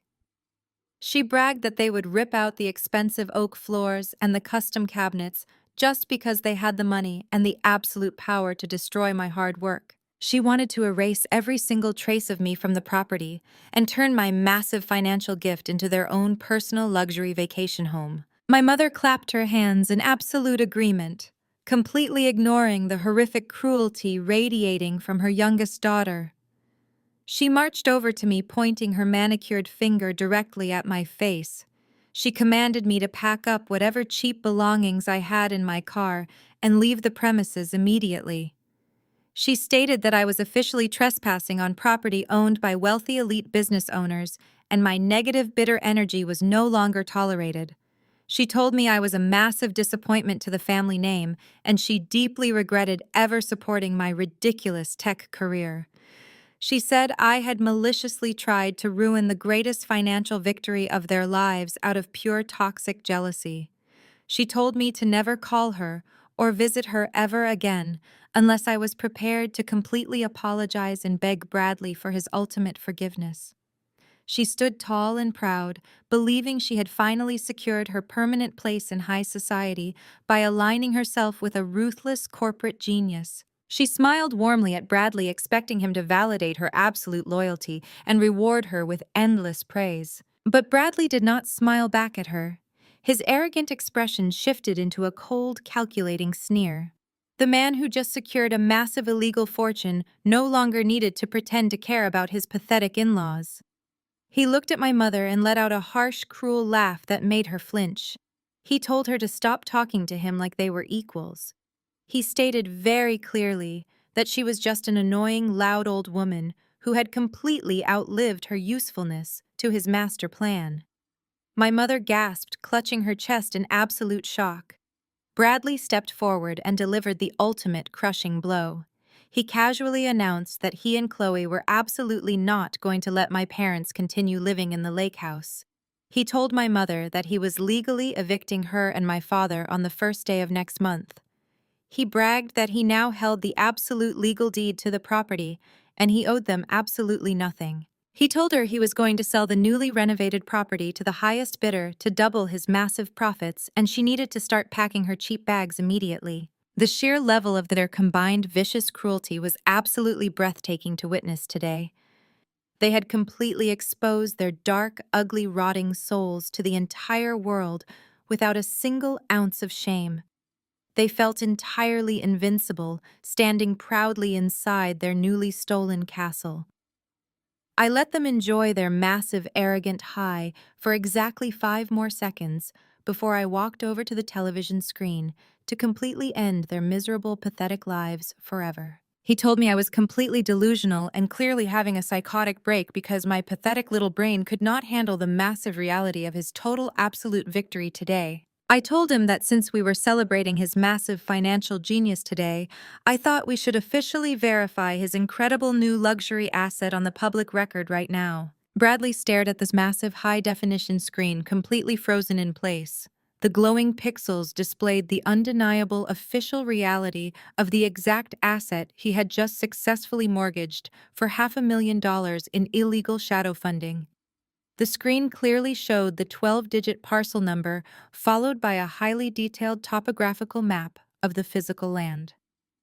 I slowly read the public property description out loud, so there would be absolutely no misunderstanding.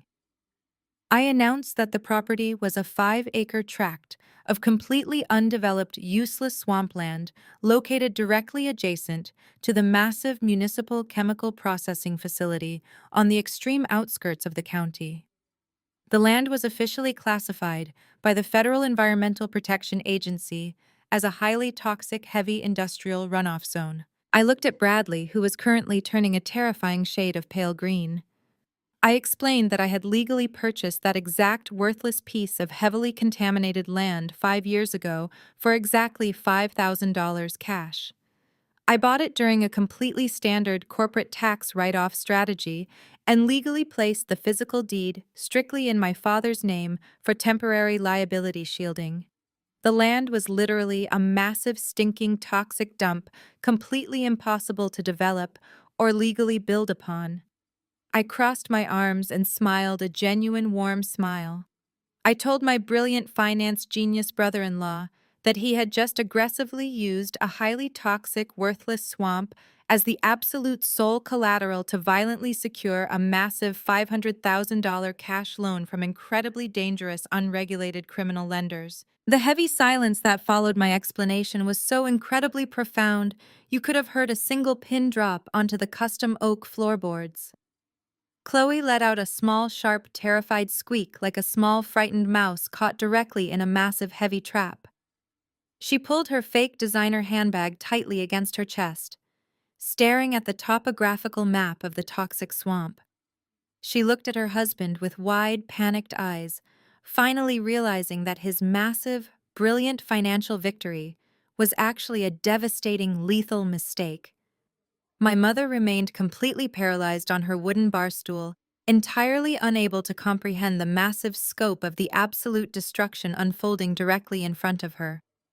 She had spent the entire afternoon bragging about a man who just intentionally committed a massive federal crime using a completely worthless piece of toxic garbage. Bradley began to physically shake violently. His expensive pastel polo shirt was now completely drenched in nervous, terrified sweat. He pointed a shaking finger at the massive television screen and screamed at the top of his lungs. He demanded to know how this was physically possible. He yelled that he personally supervised my father signing the official legal deed transfer right here in this exact living room just this very morning. He claimed he saw the official property address listed clearly on the binding legal documents. His voice cracked with genuine, absolute panic as the cold, hard reality of his massive criminal failure finally began to crush his massive, inflated ego. He was completely trapped, and he finally knew it. I did not raise my voice at all. I remained perfectly calm, completely in control of the entire devastating situation. I explained to Bradley exactly how his massive, arrogant ignorance had destroyed his entire pathetic life today. I told him he made a massive critical error when he aggressively blackmailed an elderly, terrified man into signing complex real estate documents without consulting a proper corporate attorney. I explained that when he shoved those thick property transfer papers into my father's shaking hands, he only looked at the bold header displaying the street address of this beautiful lake house. He never bothered to cross-reference the highly specific 12-digit legal parcel identification number printed in the incredibly small fine print at the very bottom of the legal addendum. I told Bradley that my father, completely terrified by his vicious blackmail threats, had intentionally reached into his old home office filing cabinet and pulled the wrong physical property deed. My father did not hand over the $235,000 luxury lake house. He handed over the $5,000 toxic swamp deed that I had previously given him for tax purposes.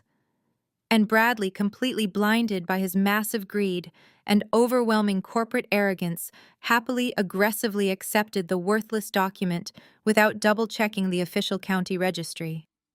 I looked at my father, who was sitting on the leather sofa. A small, subtle, completely genuine smile had finally broken through his previous exhausted misery. Bradley spun around and violently grabbed the thick stack of signed mortgage documents from his inside jacket pocket. He threw them onto the granite kitchen island and frantically flipped to the property description page, tearing the thick paper in his wild desperation. He traced his shaking finger along the small printed numbers, completely verifying the absolute horrific truth I had just revealed on the massive television screen. He let out a loud, guttural sound of pure primal terror.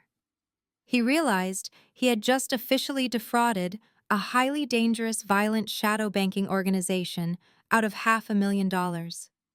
He had proudly signed his fake corporate name, his real middle initial, and pressed his biological thumbprint onto a massive federal fraud document. I stepped closer to the granite island, making sure he could see the absolute victory shining clearly in my eyes. I told him he was no longer a wealthy elite Wall Street genius launching a revolutionary new hedge fund. I told him he was just a desperate, pathetic criminal who was about to spend the rest of his miserable life either running from violent loan sharks or rotting away in a freezing federal prison cell. I told him his massive, brilliant master plan was a complete, absolute joke, and I was the one holding the punchline the entire time. I looked at Chloe, who was now sobbing uncontrollably, completely stripped of her fake diamond confidence. I looked at my mother, who was staring at the floor, completely shattered by the absolute destruction of her pathetic social climbing dreams. The trap had perfectly flawlessly executed, and there was absolutely no escape for any of them. My mother finally shattered the heavy, suffocating silence. She let out a piercing, high-pitched scream that violently echoed off the cold steel shutters. She launched herself off the wooden bar stool and stumbled awkwardly across the custom oak floorboards. Her pristine white linen suit was now deeply wrinkled, matching her completely distorted, terrified face. She screamed at the top of her lungs, asking me who actually owned the beautiful $235,000 cabin we were currently standing in. She refused to believe that the luxury property was not legally attached to her husband. She yelled that I was a deceitful, manipulative liar who had completely orchestrated this entire massive disaster just to punish my sister. I did not flinch at her hysterical screaming. I simply tapped my encrypted tablet again. The massive television screen instantly cleared the terrifying topographical map of the toxic swampland.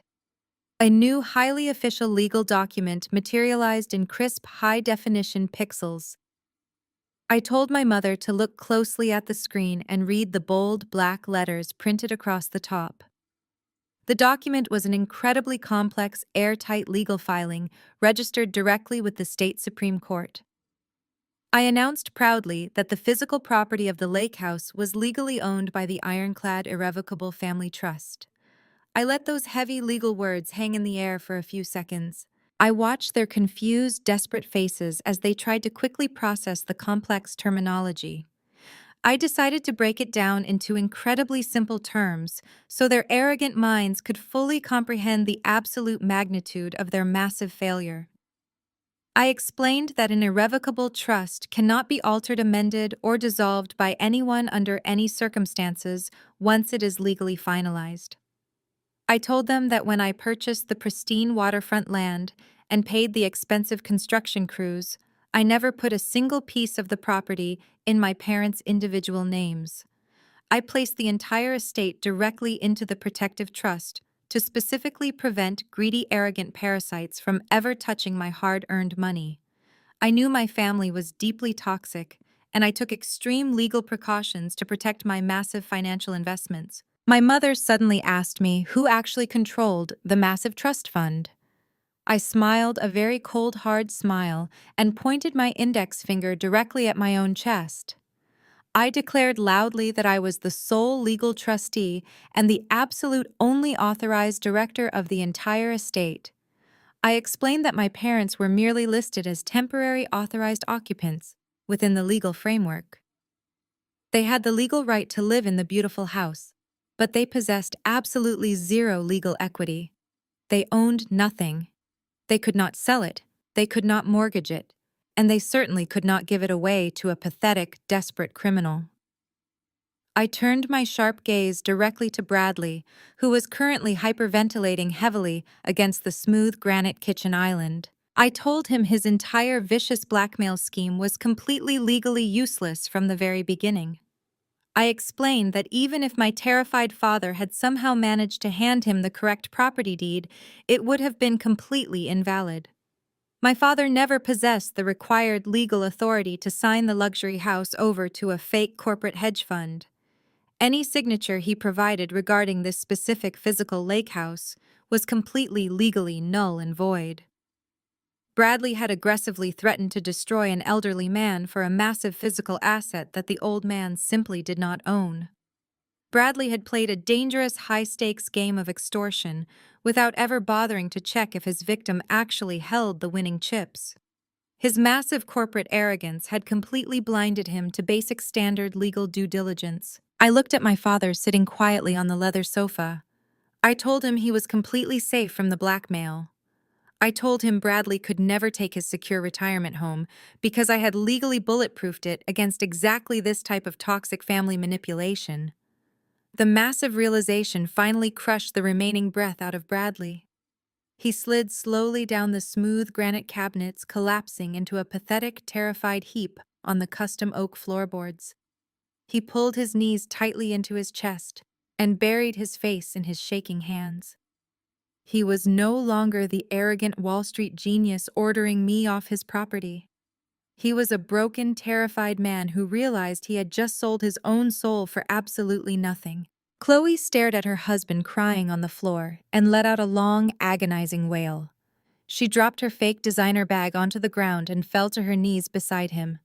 She grabbed his shoulders and desperately shook him, begging him to fix this massive, catastrophic disaster. She pleaded with him to call the terrifying scarred lender back and cancel the massive electronic wire transfer. But Bradley just continued to sob hysterically, fully aware that dangerous shadow bankers do not offer refunds or cancellation policies. They only offer violent physical retribution. My mother slowly backed away from the kitchen island, shaking her head in absolute denial. She looked at the massive television screen displaying my absolute legal control over the property and realized she had aggressively sided with the absolute worst possible person in the room. She had viciously insulted me, demanded my immediate eviction, and praised a pathetic criminal, all while standing inside a fortress that I completely owned. Her massive social climbing dreams were permanently reduced to toxic ashes. She opened her mouth to speak, perhaps to offer a fake desperate apology or to beg for my ultimate mercy, but I immediately raised my hand to silence her. I told her the family meeting was not quite over yet. I explained that exposing their pathetic greed and invalidating their fake mortgage was only the first part of my massive plan today. The real legal consequences of their incredibly arrogant actions were just about to violently arrive. I took 2 deliberate steps toward the center of the kitchen, where the massive granite island separated me from my completely shattered family. I looked down at Bradley, who was still curled on the floor, clutching his knees to his chest. I told him to look at me. When he refused to lift his head, I slammed my open palm flat against the granite countertop. The sharp cracking sound made everyone in the room physically jump. Bradley slowly raised his tear-stained face and looked at me with eyes entirely hollowed out by pure terror. I told him we were now going to conduct a comprehensive legal review of his recent activities. I told him he liked to play the role of the brilliant corporate mastermind, so he needed to fully understand the massive corporate disaster he had just aggressively triggered. I turned my gaze to Chloe, who was kneeling beside him. I instructed her to pay very close attention because her perfectly manicured hand was equally responsible for the absolute catastrophe. I started with the most obvious and immediate charge. I explained the precise legal definition of criminal forgery. I told them that when they picked up that cheap plastic pen and happily signed their legal names to the mortgage application, they formally attested under penalty of perjury that they possessed the legal right to use that specific property as collateral. They pressed their biological thumbprints into dark black ink, permanently linking their physical bodies to a completely fraudulent document. I told them ignorance of the parcel number was not a valid legal defense.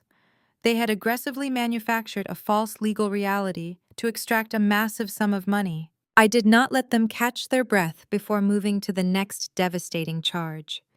I reminded them of the cheap burner phone the tall, scarred lender used to authorize the $500,000 transfer. I explained that the moment those digital funds moved across state or international lines through an electronic banking network, their simple local scam instantly escalated into a massive federal crime. I clearly pronounced the words federal wire fraud, letting the heavy syllables echo off the locked steel shutters. I told Bradley that the Federal Bureau of Investigation does not care if he is a former Wall Street hotshot or a desperate unemployed failure. The FBI only cares that he intentionally used electronic communications to execute a massive premeditated scheme to defraud a financial entity. Bradley let out a pathetic whimpering sound, shaking his head frantically back and forth. He weakly tried to argue that the lender was an unregulated shadow banker and not a traditional federally insured institution. I offered him a cold, merciless smile and immediately crushed his final pathetic glimmer of hope. I explained that the specific legal paperwork they just signed was a standardized federal mortgage application designed to be packaged and sold on the secondary financial market. By submitting fraudulent biometric data and fake collateral on those specific federal forms, they had officially committed bank fraud. I told him the federal government takes a highly aggressive stance against anyone who intentionally poisons the national financial system with completely worthless toxic debt. I paused for a brief moment, allowing the terrifying weight of those three massive federal charges to fully sink into their arrogant minds. Forgery, wire fraud, bank fraud. I looked directly into my sister's wide, panicked eyes and delivered the ultimate crushing blow. I told her the standard maximum penalty for a single count of federal bank fraud is exactly 20 years in a federal penitentiary. I watched the blood completely drain from her beautiful face. I explained that the federal justice system does not offer early parole for good behavior. I painted a vivid, stark picture of her future. I told her she would spend the next 2 decades of her life wearing a cheap canvas uniform, sleeping on a thin cot, and eating terrible cafeteria food while her youth and beauty completely rotted away behind heavy iron bars. Chloe collapsed, completely falling forward onto the hardwood floor and sobbing with such intense raw agony that her whole body shook violently. She had spent her entire life desperately chasing wealth and high society status. She had viciously belittled my career and mocked my independence. Now she was staring directly down the barrel of a massive 20-year federal prison sentence, all because she blindly followed an arrogant scammer out of pure toxic vanity. She turned to Bradley and began hitting his shoulders with her balled fists, screaming at him for completely destroying her perfect life. She cursed him for his massive lies and begged him to take all the blame so she could somehow escape the terrifying consequences. But Bradley could not protect her. He could not even protect himself. He sat on the floor absorbing her frantic blows, completely dead inside. I turned my attention to my mother, who had retreated to the farthest corner of the locked living room. She had pressed her back tightly against the wall, trying to make herself as physically small as possible. The woman who had proudly commanded me to leave my own property just 10 minutes ago was now entirely mute. I told her that her brilliant son-in-law had successfully secured his legacy today, exactly as she had predicted. His legacy would be a massive federal indictment and a permanent criminal record that would bring absolute complete shame to our family name for generations to come. I told her she could proudly brag about his massive prison sentence at her next exclusive country club luncheon. The absolute reality of their massive legal liability was now completely exposed. There were no more corporate buzzwords to hide behind.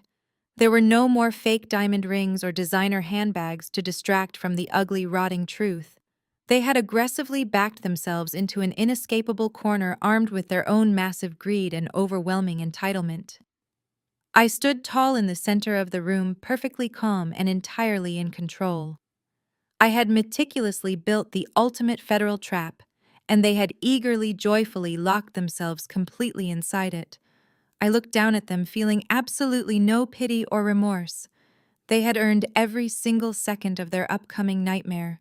The heavy steel front door suddenly rattled with a massive, violent force. The sound was so loud and aggressive it completely drowned out my mother's quiet sobbing. Someone was outside, kicking the thick oak wood with heavy combat boots. The smart home intercom system crackled to life, broadcasting a furious, roaring voice across the locked living room. It was the tall, scarred lender. His shadow banking associates had apparently just verified the actual county property records and immediately realized they had been handed a worthless, toxic swamp. He was absolutely livid. He screamed through the exterior microphone, demanding we open the door right this second, or he was going to burn the entire cabin down with us trapped securely inside it. Bradley froze, completely paralyzed by the sudden explosive violence threatening to breach the house. Chloe backed away into the kitchen, her eyes wide with fresh, blinding terror. I did not hesitate for a single second. I tapped the security application on my tablet and disabled the heavy steel deadbolt on the front entryway. I wanted Bradley to face the direct physical consequences of his massive arrogance. The heavy door flew open, crashing violently against the interior wall. The tall lender stormed into the living room, moving with terrifying predatory speed. The thin, nervous notary was nowhere to be seen clearly, having fled the absolute disaster. The lender completely ignored me and marched directly toward the custom kitchen island, where Bradley was currently hyperventilating. The tall man did not bother speaking another word of fake corporate professionalism. He reached across the polished granite countertop and grabbed the front of Bradley's pastel polo shirt with both of his massive hands. He violently yanked Bradley forward, dragging his expensive leather shoes completely off the hardwood floor. He lifted my arrogant brother-in-law right over the granite island, slamming him aggressively against the custom wooden cabinets on the other side. Bradley gasped for air, his face turning a dark shade of purple as the thick fabric of his shirt choked him. The lender leaned in so close their noses were almost touching. The thick, pale scar on his jawline stood out starkly against his flushed, furious skin. He told Bradley he had exactly 10 seconds to return every single penny of the $500,000, or he was going to physically break every single bone in his miserable body, starting with his arrogant jaw. Chloe screamed hysterically, begging the terrifying man to let her husband go. My mother covered her face with her trembling hands, completely unable to watch the violent reality of the criminal underworld she had so eagerly welcomed into our family. Bradley clawed desperately at the massive hands crushing his throat, kicking his legs wildly in the air.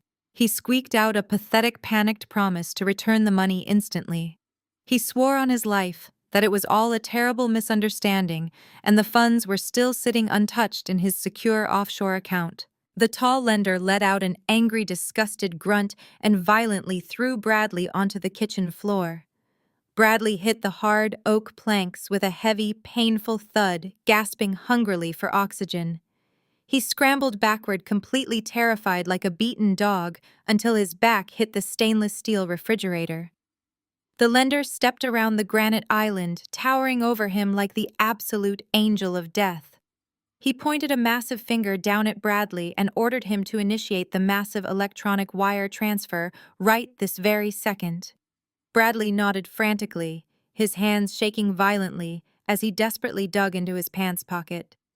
He pulled out his expensive smartphone and fumbled with the screen, almost dropping the device onto the floor. He opened his encrypted banking application, his fingers slipping and sliding across the glass as he desperately tried to type his secure password. He navigated to the primary account dashboard, where the $500,000 was brightly displayed in green digital numbers. He selected the immediate wire transfer option and entered the exact routing information the lender aggressively recited to him. He was sweating profusely, mumbling continuous pathetic apologies, and promising the terrifying man that the money was successfully heading back to their shadow account. Bradley pressed the final confirmation button on the screen and let out a heavy sigh of temporary relief, expecting the massive transaction to instantly clear. He looked up at the scarred lender, offering a weak, terrified smile. But the glowing screen did not display a green confirmation checkmark. Instead, a massive red error message flashed aggressively across the digital display. Access denied account. Frozen pending international federal fraud investigation. Bradley stared at the red letters, completely unable to comprehend what was happening. He frantically tapped the screen repeatedly, desperately trying to force the application to execute the massive transfer. He screamed at the phone, tears of pure panic streaming down his flushed face. He yelled that the banking application was glitching and begged the lender to give him just one more minute to call his private broker. The lender took a threatening step forward, pulling a heavy, dark metal object from his inside jacket pocket. I decided it was time to step in and deliver the final lethal blow. I casually walked over to the kitchen island and looked down at my weeping brother-in-law. I told him his expensive phone was not glitching at all. I explained that the exact moment the massive illegal wire transfer landed in his offshore account, I personally forwarded the complete detailed transaction logs directly to the International Banking Fraud Department. I told him I legally flagged the massive deposit as the direct proceeds of a severe criminal extortion and federal wire fraud scheme. The bank immediately triggered their automated security protocols and locked his entire financial portfolio. I looked right into his terrified eyes and smiled. I told him those massive funds were permanently frozen deep inside highly secure federal cyberspace, and he was never ever getting that stolen money back today. The tall lender stared at me for exactly 2 seconds, processing the massive, devastating reality of my words. He realized instantly that if the federal banking authorities had already frozen the transaction, the FBI Cybercrimes Division was already actively tracking the digital footprint of his entire shadow organization. He looked down at Bradley groveling on the floor with absolute pure disgust. He kicked my brother-in-law sharply in the ribs, leaving Bradley gasping and coughing on the hardwood floor. The terrifying man abandoned his attempt to collect the funds, recognizing that physical survival and avoiding federal prison were now his only immediate priorities.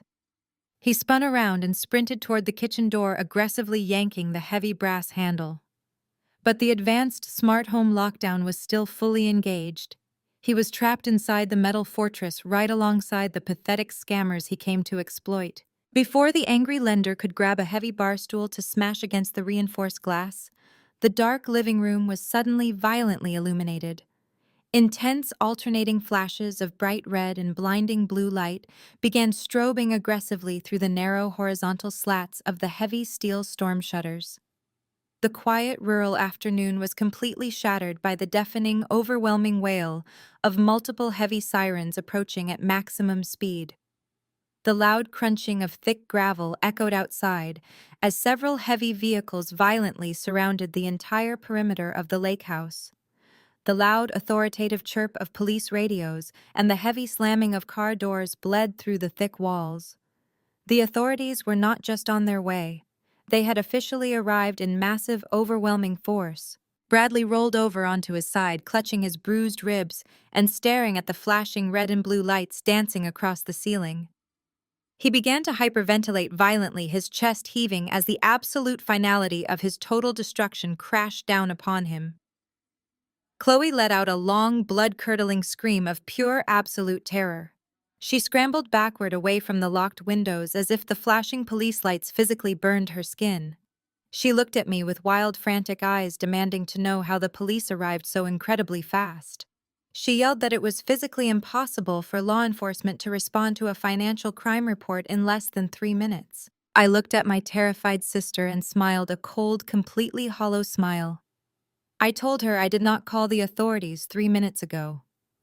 I explained that I had contacted the local police department and the regional FBI Financial Crimes Field Office early this morning. Long before I ever pulled my car into the driveway, I had already handed a federal agent the completely fraudulent tax documents Bradley used to blackmail our father. I had provided them with recorded phone conversations and a complete digital paper trail of Bradley's massive embezzlement history. I told Chloe that my arrival at the cabin today was never a surprise visit. The entire afternoon was a meticulously coordinated federal sting operation designed specifically to catch Bradley signing a fraudulent federal mortgage application in the physical presence of a known unregulated shadow lender. The tall, scarred lender heard my detailed explanation and let out a furious, animalistic roar. He grabbed a heavy, solid oak dining chair and swung it with massive, brutal force against the sliding glass patio doors. The heavy wood connected with the glass, producing a deafening crack, but the military-grade polycarbonate window did not shatter. It simply absorbed the massive kinetic energy, bouncing the heavy chair backward and sending the terrifying man stumbling to the floor. There was absolutely no escape route for anyone inside this house. The flashing lights outside grew even brighter as heavy fists began pounding aggressively against the locked steel front door, accompanied by loud, deep voices, ordering everyone inside to surrender immediately. The loud, aggressive pounding finally snapped my mother out of her deeply paralyzed state of shock. She looked at the flashing lights and then looked at Chloe, who was currently rocking back and forth on the floor, completely losing her grip on reality. My mother suddenly realized that her beautiful golden child was about to be dragged out of the house in heavy iron handcuffs and paraded across the national evening news. The pristine high society illusion she had sacrificed everything to build was completely evaporating into thin air. She let out a desperate, agonizing wail and fell heavily to her knees on the custom oak floorboards. She crawled frantically across the room, ignoring the tears streaming down her wrinkled face and ruining her expensive makeup. She reached out with trembling hands and aggressively grabbed the fabric of my pant leg, holding on to me like a drowning woman clinging to a life raft. She tilted her head back and looked up at me with eyes full of absolute begging desperation. She pleaded with me to unlock the front door and talk to the federal agents outside. She begged me to use my absolute massive wealth and legal influence to completely cancel the criminal investigation right now. She wildly suggested that I could simply tell the FBI the entire transaction was just a massive family misunderstanding. She frantically promised me absolutely anything I wanted. She swore she would force Bradley to leave the state forever. She promised she would spend the rest of her natural life making up for her terrible mistakes, and finally being the loving, supportive mother I always desperately wanted. She cried violently, begging me to tell the police that Chloe was completely innocent and entirely manipulated into signing the biometric documents. She screamed that Chloe was too fragile and beautiful to survive a 20-year sentence in a federal penitentiary. She asked me to completely sacrifice my own hard-earned justice just to save the family name from absolute total public ruin. I looked down at the pathetic weeping woman clutching my legs. I felt absolutely zero sympathy, zero guilt, and zero lingering affection for her. I reached down and firmly pried her shaking fingers off my clothing, taking a deliberate step backward to completely sever our physical connection. I stared straight into her desperate, tear-filled eyes and established my absolute final boundary. I told her in a voice as cold and hard as solid ice that she had eagerly watched her son-in-law extort her husband. I told her she had happily tried to kick me out of my own home to protect a criminal. I looked at Chloe crying on the floor and then looked directly back at my mother. I told her you chose him over me. Now she can do the time with him. A massive explosive boom shook the entire foundation of the house. The heavy steel front door that had withstood the violent kicks of the private lender was suddenly violently ripped entirely off its custom hinges. a specialized tactical breaching ram, tore through the reinforced frame, sending massive splinters of expensive wood flying across the living room. Heavily armed tactical officers poured into the confined space, moving with absolute terrifying precision. Bright, blinding tactical flashlights cut through the dim interior, sweeping across every single person in the room. Deep, commanding voices echoed off the steel storm shutters, ordering everyone to immediately drop to the ground and place their hands flat on the floor. The tall, scarred lender did not even attempt to fight back or argue. He knew exactly how federal raids operated. He immediately dropped flat onto his stomach, lacing his fingers tightly behind his head, completely surrendering to the overwhelming tactical force without a single word of protest. Bradley, however, reacted with pure massive panic. He scrambled backward against the stainless steel refrigerator, screaming that he was an elite Wall Street executive and demanding to speak to his high-priced corporate attorney. Two heavily armored federal agents did not hesitate for a single second. They aggressively tackled him to the hardwood floor, driving their heavy knees directly into his back and violently twisting his arms behind him. The sharp, heavy click of solid steel handcuffs locking securely around his wrists echoed loudly through the custom kitchen. Chloe shrieked like a wild animal, lunging desperately toward her husband. A female tactical officer immediately intercepted her, grabbing her by the shoulders and forcing her down onto the granite island. Chloe kicked and thrashed wildly, sobbing hysterically, as the cold steel cuffs snapped tightly around her delicate wrists, completely destroying her expensive designer bracelets. The agents hauled them both forcefully to their feet. They dragged my arrogant brother-in-law and my beautiful golden child sister out the front door, parading them directly past the flashing red and blue lights of the gathered police cruisers. Meanwhile, another agent quickly searched the tall lender, discovering a heavy, loaded, unlicensed firearm securely tucked inside his dark tailored jacket. The agent read him his federal rights and marched him out to a separate, heavily armored transport vehicle reserved for highly dangerous, violent felons. The massive chaos of the tactical raid swirled aggressively around me, but I remained perfectly still, completely untouched by the heavy law enforcement presence. The lead federal agent who had coordinated the sting operation with me stepped forward and offered a brief, respectful nod, acknowledging my massive cooperation in taking down the shadow banking ring. I nodded back and slowly walked over to the leather sofa. My father was sitting perfectly still, staring blankly at the empty space where his youngest daughter had just been violently arrested. I reached down and gently placed my hand on his trembling shoulder. I spoke to him in a soft, warm voice, completely different from the cold ice I had used on my mother. I told him it was finally time for us to leave this toxic nightmare completely behind. He looked up at me with tired, exhausted eyes and slowly nodded his head. I helped him stand up, supporting his frail weight against my side. We walked slowly toward the ruined front entrance, completely ignoring my mother. She was kneeling alone on the custom oak floorboards, surrounded by the massive wreckage of her shattered high society dreams. She wept bitterly, clutching her ruined linen suit, entirely abandoned by the arrogant criminals she had worshipped, and completely forsaken by the daughter she had ruthlessly discarded. I did not look back at her a single time. I gently guided my father down the wooden porch steps and safely into the passenger seat of my car, leaving her to rot entirely in her self-inflicted isolation. I started the engine and drove slowly away from the beautiful lake house I had built, watching the flashing police lights fade completely into the distance through my rear-view mirror. Sitting in the quiet sanctuary of my vehicle, I felt a massive, heavy weight completely lift off my chest. For 34 years, I had carried the suffocating, toxic burden of my family expectations.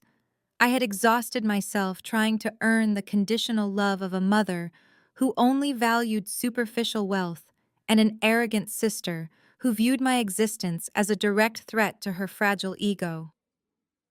But watching them march proudly into their own massive legal destruction, I finally understood a profound, universal truth.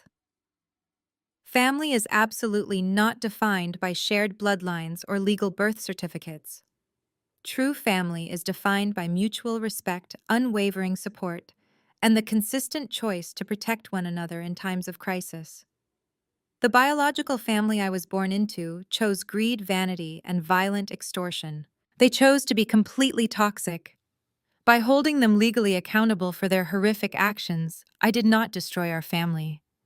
I successfully broke a massive generational curse of abuse and manipulation that had poisoned our bloodline for decades. I chose to step entirely out of the victim role and completely reclaim my absolute power. My father and I are now slowly rebuilding our lives in a new quiet home far away from the massive toxic wreckage of our past. He is finally learning how to live without constant fear, and I am finally living for myself without seeking their pathetic validation. Sometimes the absolute greatest act of self-love requires completely burning down the toxic bridges you spent your entire life trying to cross. Have you ever had to draw a massive permanent boundary to protect your own peace from toxic family members?